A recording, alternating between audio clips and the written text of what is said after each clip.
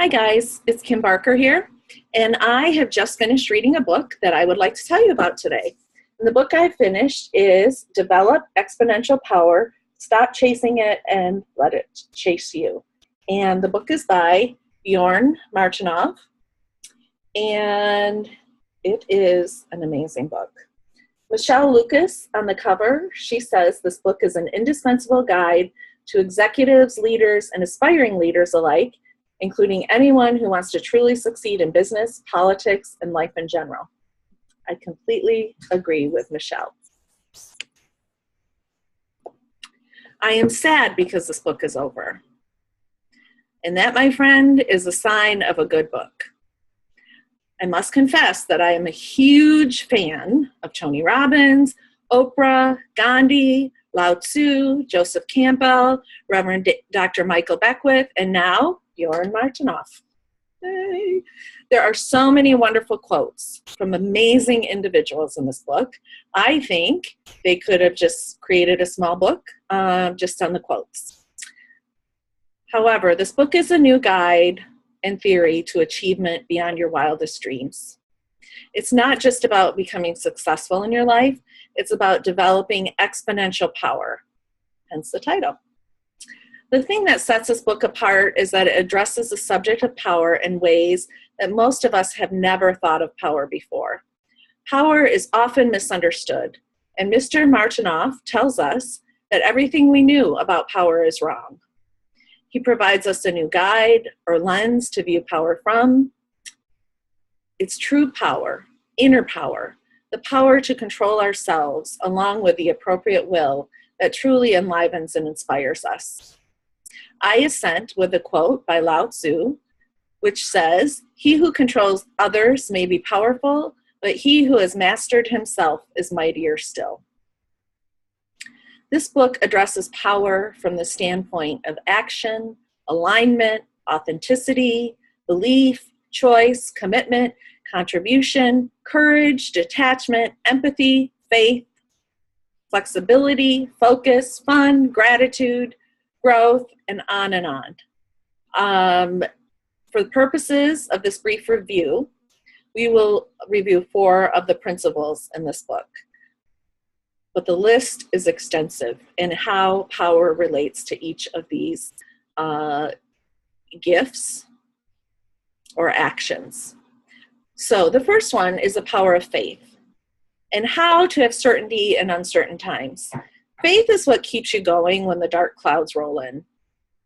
I really like how Mr. Martinoff shares that faith is not something that is just religious.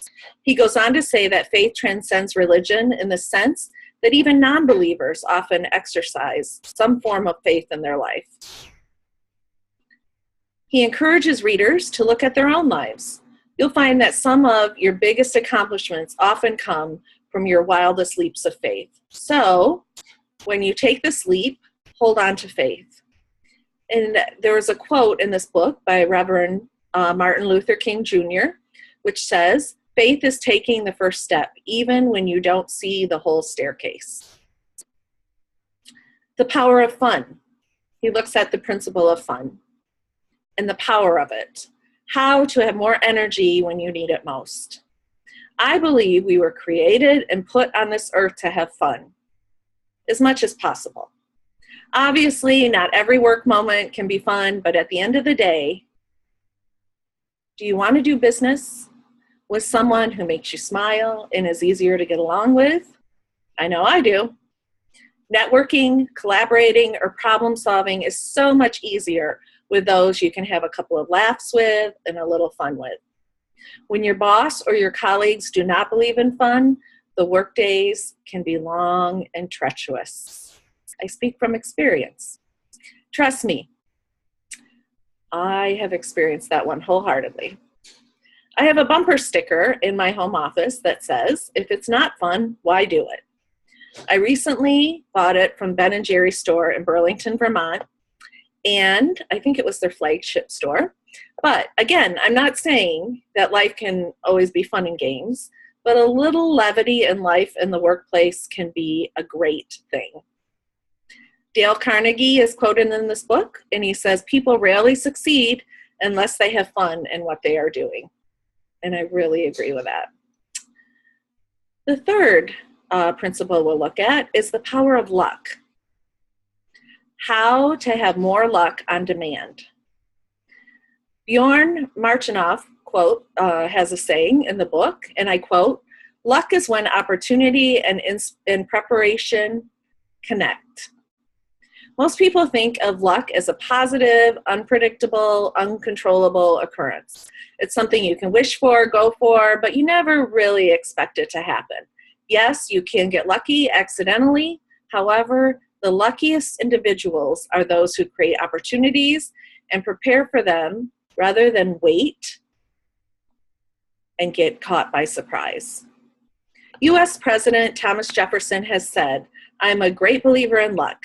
I find the harder I work, the more I have of it." So keep working like no one else so you can become luckier than anyone else.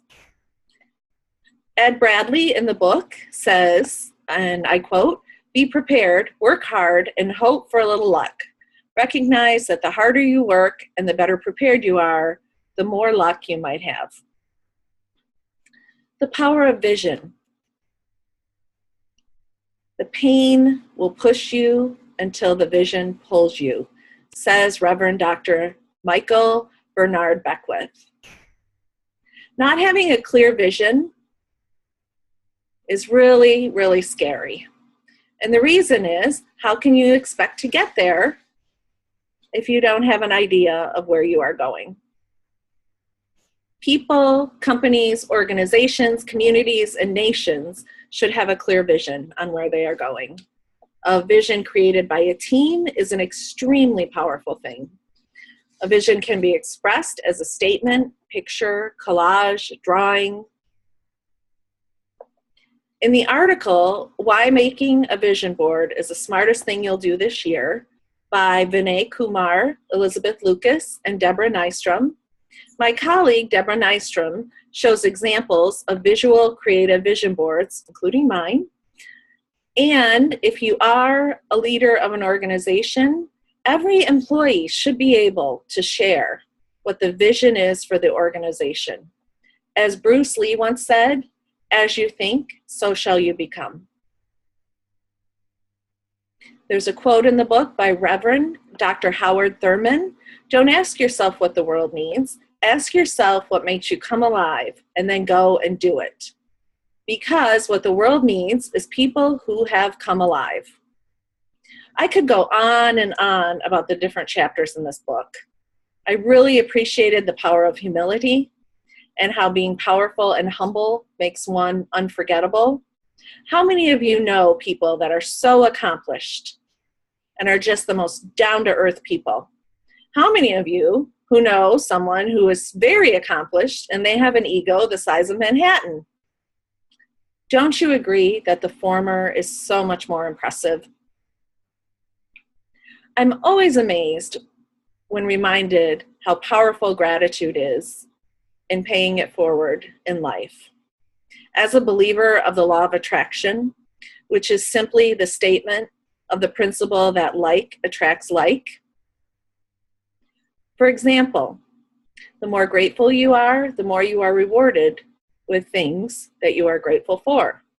Conversely, the more ungrateful or miserable you are, the more likely you are to attract that into your life. I heard a story one time of a man who would become so positive when he looked for a parking spot that he would visualize the parking spot in his mind beforehand and find that spot. And guess what? Before he knew it, he would be pulling into a spot in the parking lot, even if it was the only one in the lot. I tried doing this after I heard the story, and it really worked many times over.